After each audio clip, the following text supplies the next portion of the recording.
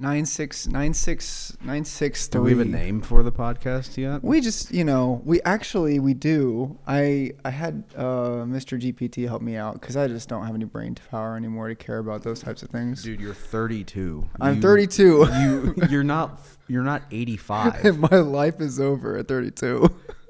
Clip that. So 963, the 963 sessions is what we got. I like that. The sessions. Actually, yeah. And the sessions are relaxed, like every other podcast in the world is. I'm so nervous. But the point is to connect with other artists or people that are like in the creative community, especially in Myrtle Beach, because, we're local. But I, at some point want to go extend out. But people that I've enjoyed working with and people that I really like just kind of getting to know a little bit more. What's funny is like, I feel like you're an onion, David. I don't know if that's a compliment or not. It's definitely a compliment. I promise. So you've got layers, David. I mean, is that a fat joke? And no, it's not a fat joke. I know what you mean. But every time I've talked to you, you have like some other obsession about something or some kind of interest on something else. I had zero clue you had interest in planes at all. Oh yeah, dude.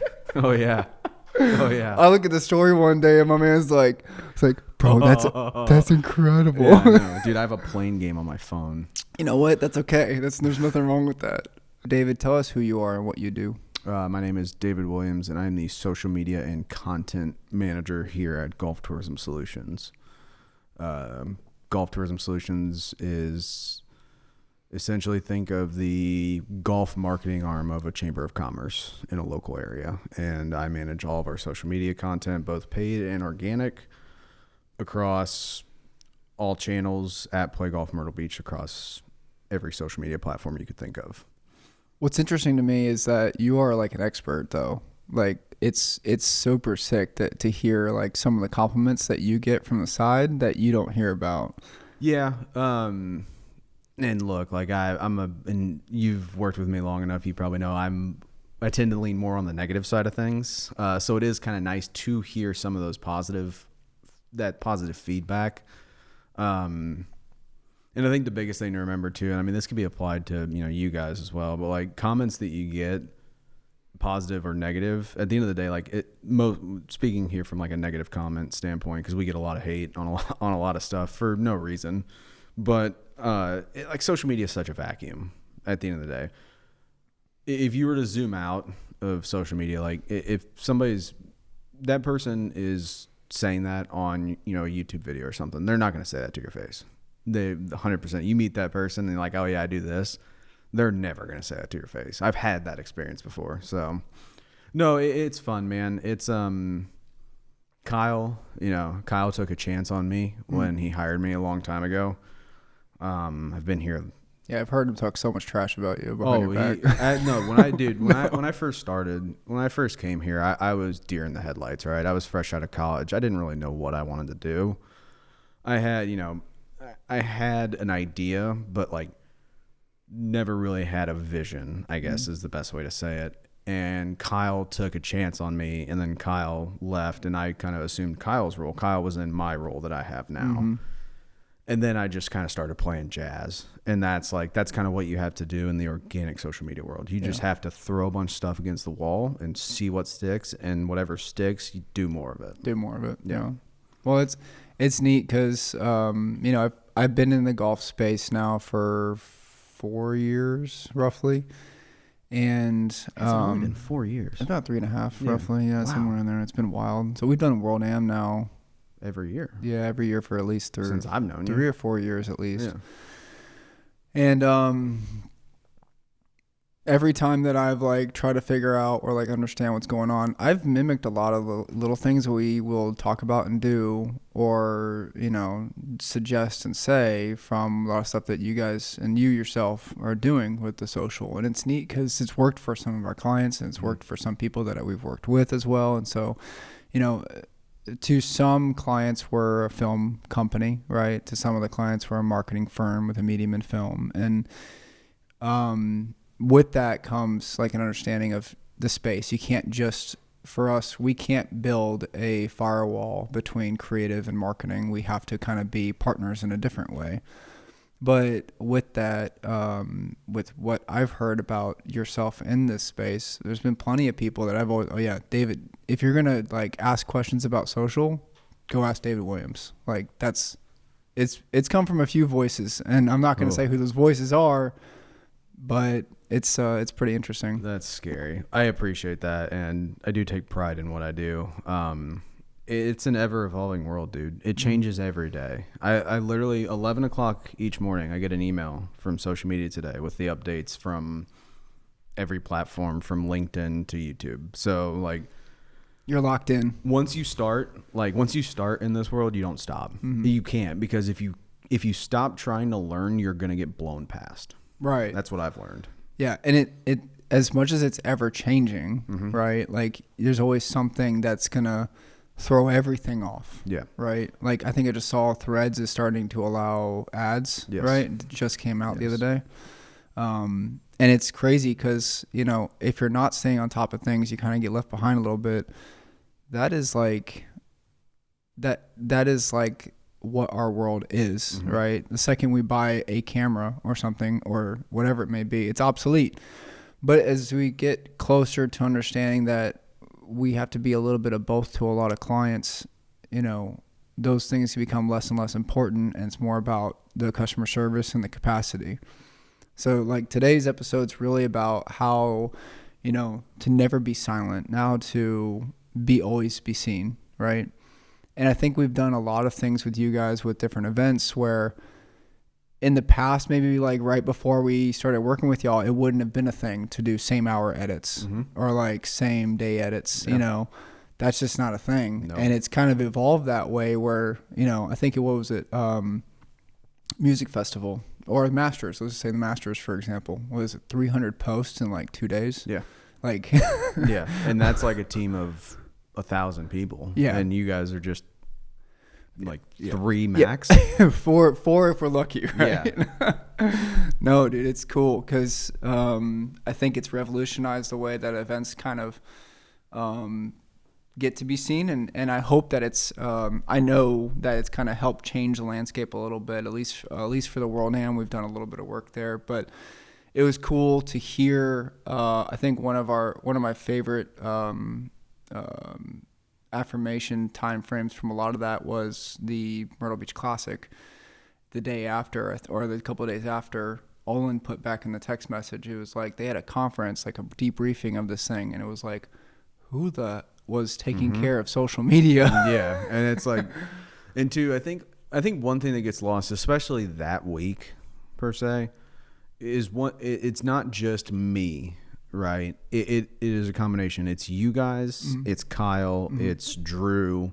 Yeah. It's like, it's a full blown effort. And I think slowly but surely, especially in the golf industry is so slow to adapt to things. But I think people are starting to understand that, like, hey, if you want to run a solid organic social media campaign, it can't just be one person. Right. You can have one person managing all the content as far as posting, when it gets posted, like mixing up the content by channel. Yeah.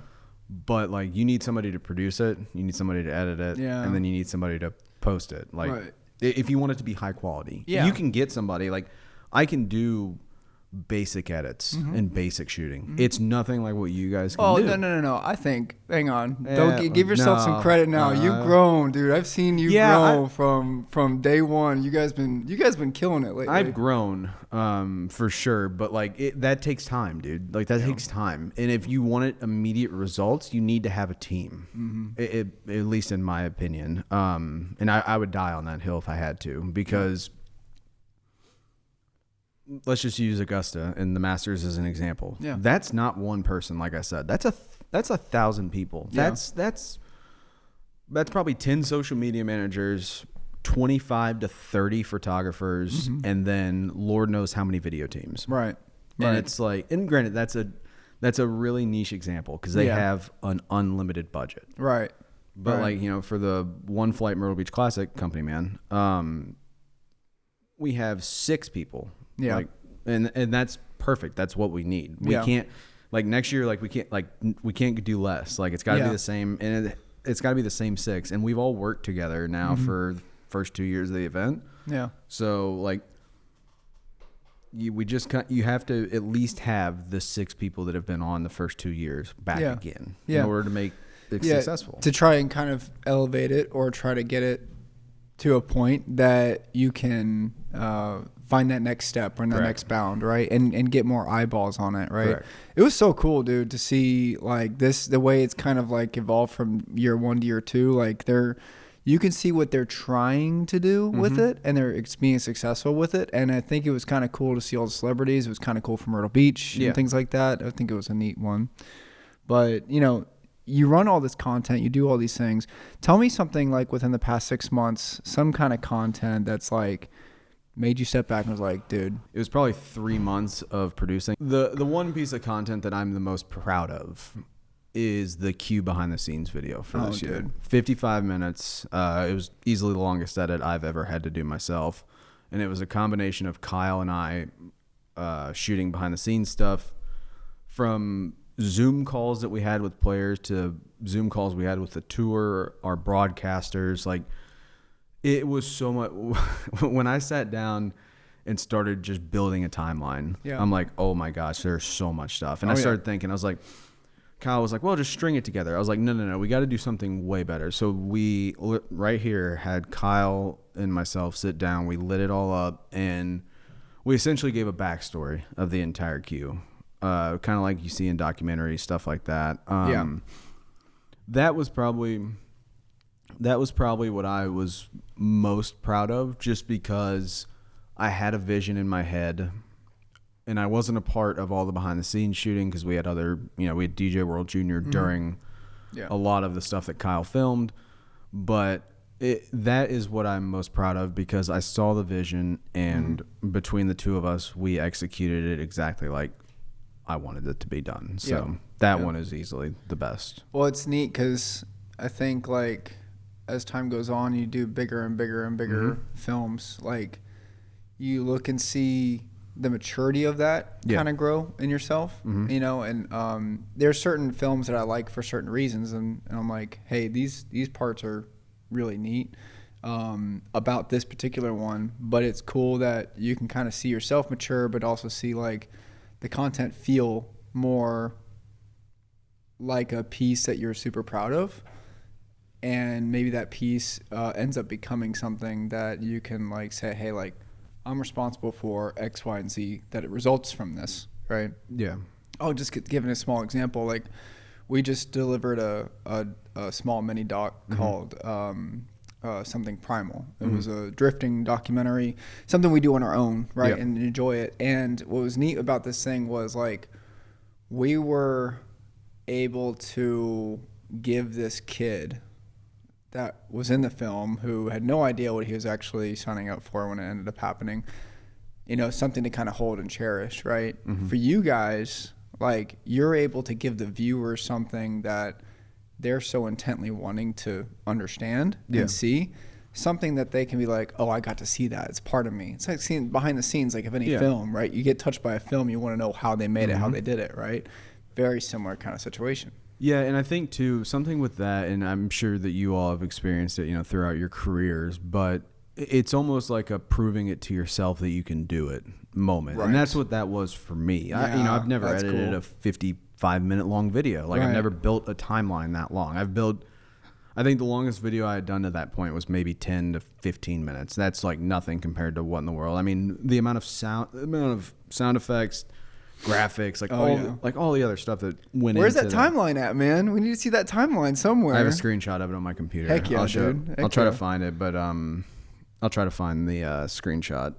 I think it's on my computer, but just like it's a prove it to yourself moment, and it's like, yeah, I did that. Like, I can be proud of that. Like, I can put that, down the road when it's time for a career change, and somebody's like, what piece of content are you most proud of? I can show them that and be like, yeah, it was easily this, without a doubt. Yeah, that's cool. That's really cool to hear, dude. Well, I mean, so speaking on the other side of that, maybe, and trying to understand maybe the other side of content, maybe the darker side of content, what was there any, like, ever a moment early on when you felt like no one was paying attention Oh, dude, some all of the work you were doing. Yeah, all the time. Like organic social is a different beast because, and a lot of people fall into this trap where you see a number. I think we have 59.6. Like I think we have 59,000 followers on Instagram. Mm-hmm. A lot of people think because we have 59,000 followers that 59,000 people are going to see every single post you throw out, and that it just couldn't be farther from the truth. Right. So like we will go through, we'll go through phases where the algorithm just doesn't like what we're putting out. And that is hard. I used to get a little more upset about it because I felt like back then I was putting even more effort into that was it. You. Yeah, and I was like really, really trying to figure it out.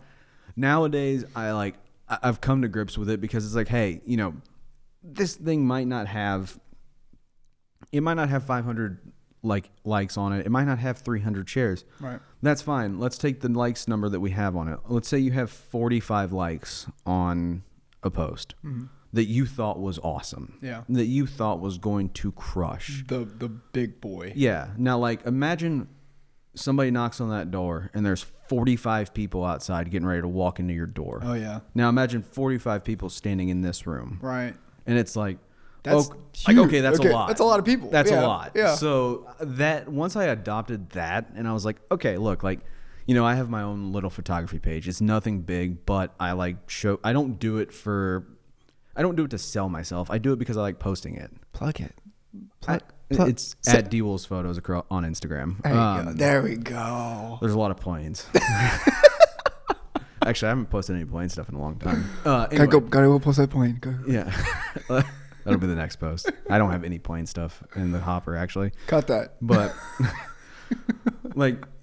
you just have to imagine, at the end of the day, if you're proud of the content that you put out, that's all that matters. Right. That's all that matters. Yeah. There were moments when I first started this job where I was doing stuff that I wasn't necessarily proud of. Yeah. That was stuff that, that was stuff that just had to be done. Mm-hmm. That was posting just to post. Mm-hmm. And that sucks. Yeah. Luckily, Kyle, for some reason, trusts me to just do what I feel is best, which is insane. He probably shouldn't do that. No, he is listen, hang on. That man is a professional. Oh, I know. He knows exactly how creatives are. And he's given me those kind of times too, where he's like, Kyle, just do you. And I was like, okay. Yeah, are you sure? Yeah, are you positive? Are you positive? That's the thing. Because if you let me do what I want to do, we both might lose our jobs. But Kyle trusting you, he's trusting me with a lot of stuff too. Yeah. Right? Like he brought me up and gave me a chance. I think around the same time, a little bit earlier than with you. Yeah. I've been around the dude for 7 years now. But when Fittest of the Coast came around, he was just like, yeah, dude, just go do it. And the first CrossFit competition I ever filmed with him, I made a little mini documentary. It was one of my first things I ever did with him. That was at a competition. Yeah. And he was, I waited 3 weeks to post this thing. And he's like, hey, so the momentum is kind of getting a little. It's kind of going away. Yeah. And I was like, here. And I posted it. He's like, you didn't have to do all of this. And it was a 10-minute long thing or whatever. It was a really junky thing initially, but it's it probably wasn't. Give you growth in order to kind of be a creative and then watch what happens. Long term, I messed up on 100 things with this guy and done all these things. And I'm sure you've experienced the same. You've done 100%. Some stupid stuff every once in a while, but 100%. In the long run, consistency is king. It's not perfection. Correct. On everything, right? You cannot, especially from my world in the paid and organic social media front, with how rapidly everything changes, the biggest thing is you can't be afraid to fail. Right. And if you're a director of marketing at a company and you're looking for somebody to run your social, you have to trust that person. You can't micromanage them. Right. Because then you're never going to get anything that's worth a damn done. Yeah. And that's the truth. Yeah. So as a subject matter expert, what do people get wrong when they try to post about golf content? All right. So golf is really, since COVID, golf is really, really saturated. Yeah. From you know, the photography, videography side of things to the creator side of things. There's a lot of people doing it. Not to say any of them are wrong. Right. Like at the end of the day, have fun with it. I think a lot of times people get, when it comes to golf, and like the problems that people have sometimes with it from a social content standpoint in golf is people are scared to start. And you can never be scared to start because you straight up do not know until you start. And I think as long, like, into from like a content standpoint, as long as your content like isn't really like bad, as long as it's remotely watchable, chances are it's going to be okay, right? Yeah. For the most part, it's going to be okay. I think you have to start somewhere, get feedback from people organically online. Right. Like I said, that's a vacuum though, so don't take it to heart. Like, you got to take that feedback and then, you know, figure out how to elevate your content. You called me an onion earlier. Yeah. Golf content is Not kind a of like, vegetable, but an onion. yeah, It's the same thing. That's listen. okay. You're good. Golf content is it's very niche, man. It's very, very niche. It's kind of like an onion. You start at one level, okay, and then it's like, okay, you get this feedback, this feedback, this feedback. You build on that. Better, I'd like to see this. You build on it, and you just keep building. You're never going to perfect it. Right. You're never going to perfect it because the consumer is ever changing, and they don't know what they want at the end of the day. Right. So Right. you just, at each time, just try to put out what you think in your mind is the best content you could produce and be happy with it. So this reminds me of a person that we follow quite often. His name's Sean Kennel. He's a YouTube teacher. He has the biggest course on the planet for YouTube creation. Think Media is the company. And he preaches this left and right. It's, you just got to press record first off, and then get 1% better with everything that you do. And it doesn't have to be like right out the gate, right? It doesn't have to be. It's not going to be. It's not going to be, right? You don't. If you try to do that, you're going to break and the You're going wheels to are gonna drive come yourself off. nuts. Yeah, but you need to post. 100%. You need to make something happen. You have in to. order to move that needle, whether it's a post or some kind of marketing funnel somewhere else that includes media. You have to get some kind of content going. You have to get your work out there, because if you ever want to be discovered and become the next big thing, whatever whatever field you're in, if you have to post, like somebody that we all know here, Drew Amato, Dude. He recently got the Mavic 4. Yeah. And he's been going nuts with it. And he started doing this thing, and I give him trouble about it all the time. And I'll tell just a quick story to kind of set this up. But he posted a 5-second clip from a trip he made to the North Carolina mountains. It was of a golf course. I believe it was Waynesville. And Like the Asheville trip. yeah. Yeah. In the saw that. background, it was all, you know, the beautiful fall foliage. Yeah. And the thing went berserk on TikTok, went nuts. And I screenshotted it and I texted to him. I said, you know, that went crazy. And he said, oh, my new strategy is just taking a 5-second drone clip, throwing some inspirational music behind it, and just doing it every single day. And like, you know, some people might say like, well, that's ridiculous. But like, no, he's doing it. He's putting his stuff out there. Obviously, he has his a little more in-depth stuff. Yeah. But like, at the end of the day, he's doing something. He's getting something out. Right? Yes. And that, the hardest part for people when it comes to content is, like you said, Perfection. that and pressing record. Right. Right. Got to start. Well, I do the same thing on like the Thalos side, right? Like when I have the time to, I have been taking all my diving clips. I take my underwater housing, and I literally just post one clip and some music to it, and that's it. I was trying to like some of the motivational stuff or like some of the educational stuff. Not my thing. Not interested in it. It wasn't really fun, but like just getting something going over time is gonna help you and help you build confidence in yourself. As you kind of keep doing that, if you do it consistently, you will gain traction. Yes. Right. I am not getting traction with it because I'm not doing it consistently. Yes. And that's, you have to be able to see that that's the deal. If you're not freaking consistent, then you're not going to make a move. And burnout's a real thing. Yeah. Like, I'm not going to sit here and say that burnout is not a real thing. And like, if somebody's getting burnt out, my suggestion would be to zoom out and take a week and a half break. Right. And in that week and a half, really think about what the goal of what you're doing is. Because if you go into it and you don't really have, it doesn't have to be a really, really specific funneled goal. Mm-hmm. It just needs to be kind of a broad goal. Like, hey, I want this to happen eventually. Don't necessarily set a timeline. If you don't really have a goal that you A, think is really achievable, or B, don't believe in, then you need to reassess. Right. And why are you spending that money? Correct. Right. Why are you spending that energy, time, resources in order to achieve a goal that you don't really believe in yourself? Right. Correct.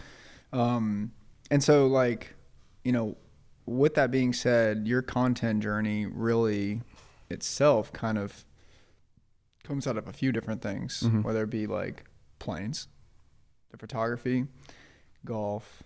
So, like, how do those passions kind of influence the way you create now? Like, tell me a little bit about your passions for those things, and like, how does that influence what's happening on the business side of David Williams? So it's funny because my journey to get, and look, I am by no means the best photographer in the world. Like, I'm hand up, I am not.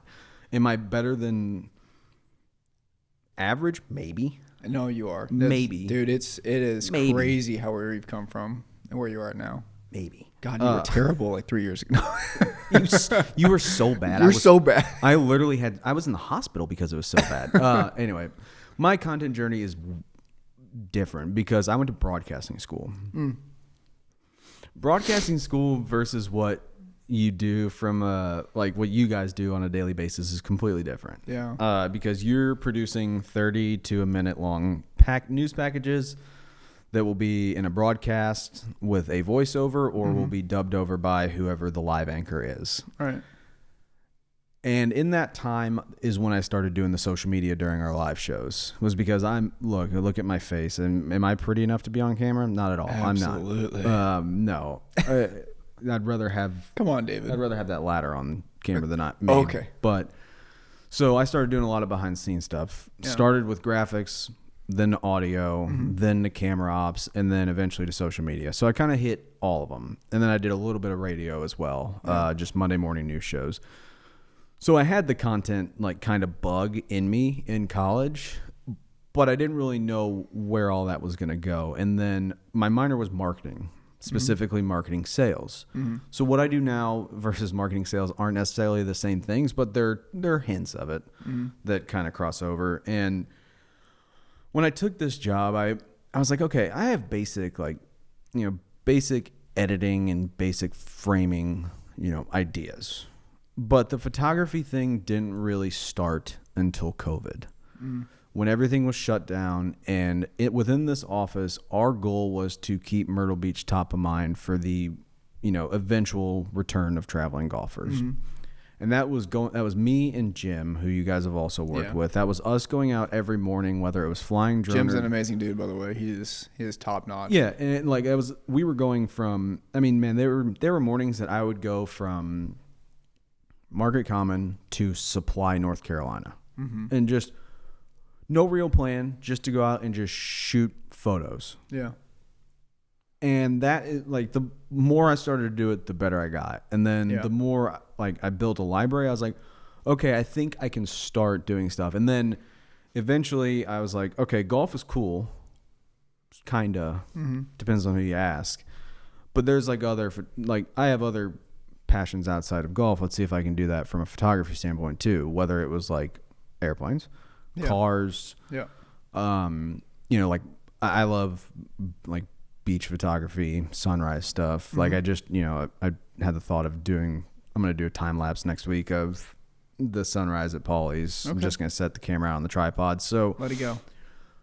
Really, I'm proud of myself in this, what I'm about to say, because I was just like, I'm just going to do it and figure out what works. So And that would be what I would suggest to everybody, like especially from a photography standpoint. Like I can't speak as much to the video side of things, but from a photography standpoint, you got to kind of find your niche, and whether is it niche or niche, whatever, it doesn't matter. The niche doesn't matter.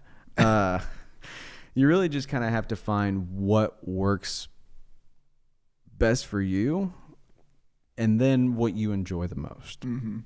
Because don't get me wrong, I love doing golf course stuff. I think it's so much fun. Yeah.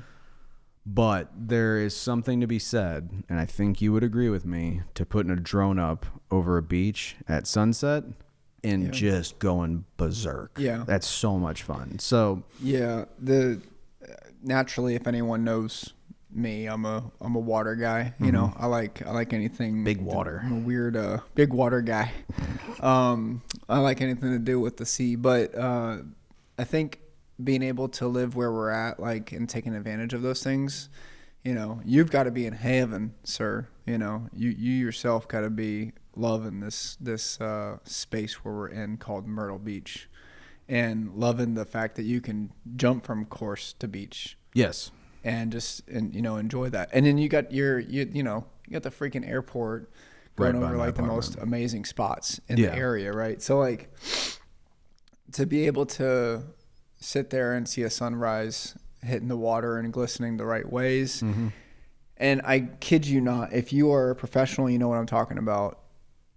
It is a different color almost every day. Yes, without a doubt. And it is like doing different things every single day if you're out there consistently watching this thing. And I'm a weather nerd, so tune into 963's new weather podcast to find out why it's a different color every day.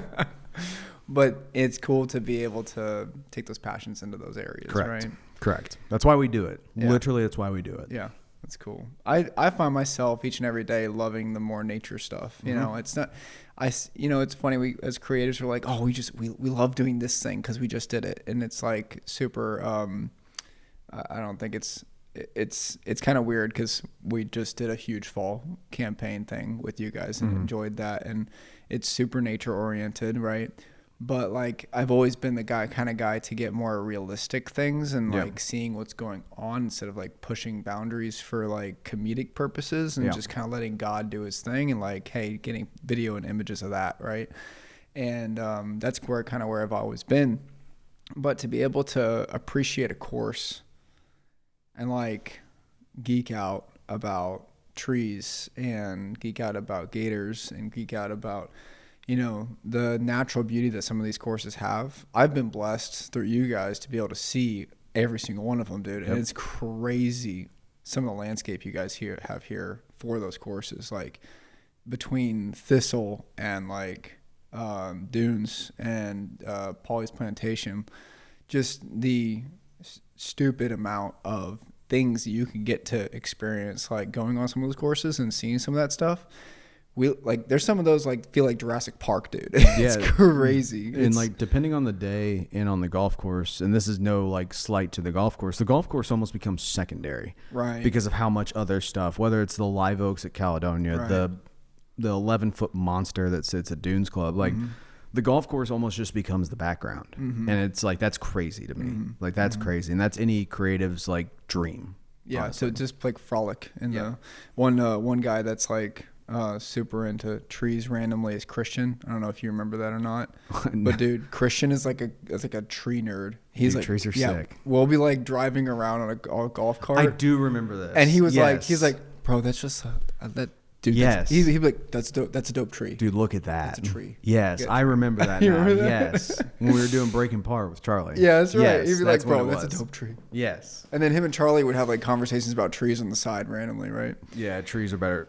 Charlie talking about trees is better than what he normally talked about. So. Right. Turning in invisible brands into market leaders in your work, what's, this at one point was an invisible brand, right? And you've been here to see the change in that invisibility, right? You've had vendors and people come on to help move that needle a little bit, quite a lot. And you guys have done an amazing job yourself.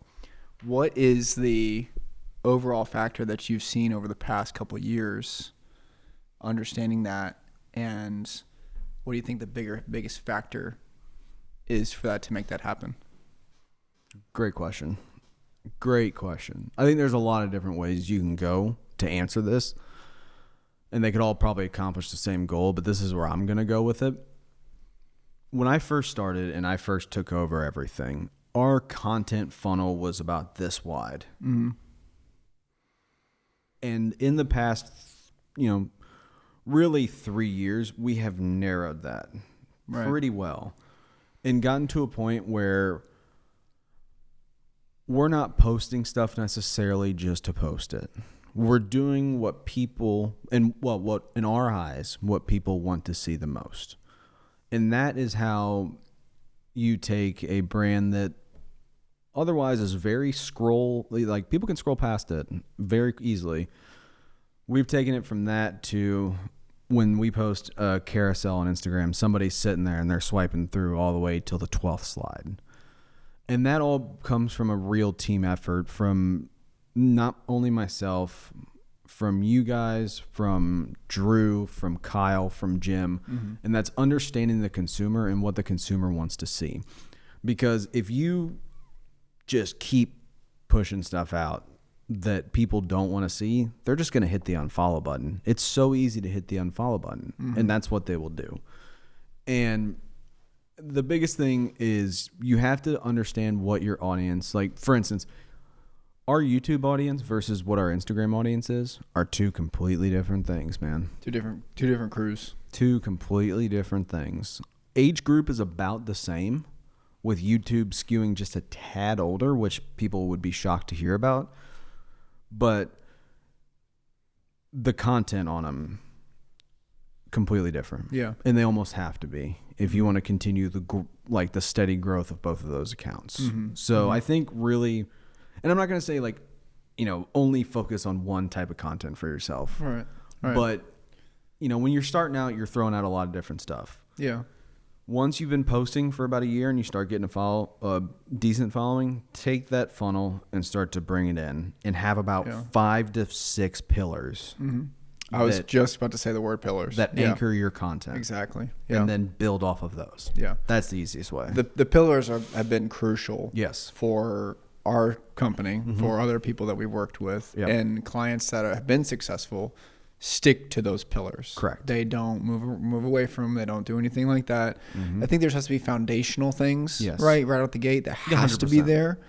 But pillars are great to kind of keep you in a lane line, right? Yeah. It's or a raceway or a street, right? Yep. It's kind of like the same thing. Being able to get away from those pillars and doing that is sometimes okay when you're experimenting, but you mm-hmm. don't need to do it by any means all the time. No. Outliers every once in a while. Stick to this, and you'll be great, Yeah. right? Doesn't that one make you just go out there and kind of go touch it? I wonder what it is. It's bad podcasting. It's a visual show. It's okay. We're good. That is. Oh, he's got an app that shows him what planes. That's just another Osprey. It's the. That's just another Osprey. It's the worst contract the Navy's ever signed. Anyway. That's so sick, dude. I love it. That's so sick. No way. And to back to what you were saying with the pillars. You're before good. I started squirreling. Squirrel. Too many. Listen. Too many squirrel things lately. How do you think I feel? Dude, I ordered 5,000 teas with the squirrel on I saw that. They were sick. Kyle looks at me, gets on the call the other day. He's like, bro, check these out. And I was like, awesome. That's great. Yeah. Pillars. From the pillars side of things too, obviously you're going to have your moments, and we have it too here when you sign deals with partners, like a brand of some sort. Mm-hmm. You're going to have your sponsored content and everything like that. It's stuff that you just have to post. Yeah. Back to what I said earlier. Don't get down on yourself when that engagement isn't that high on that sponsored post. Right. Yeah. Because that's just stuff you have to do at the end of the day. And that's the same with every company. It's with the NHL, any of the major sports leagues, mm-hmm. any, if you're a content creator yourself, and you sign a brand deal, you're going to have some of those. Mm-hmm. And you just have to accept it at the end of the day. So stick to your pillars, folks.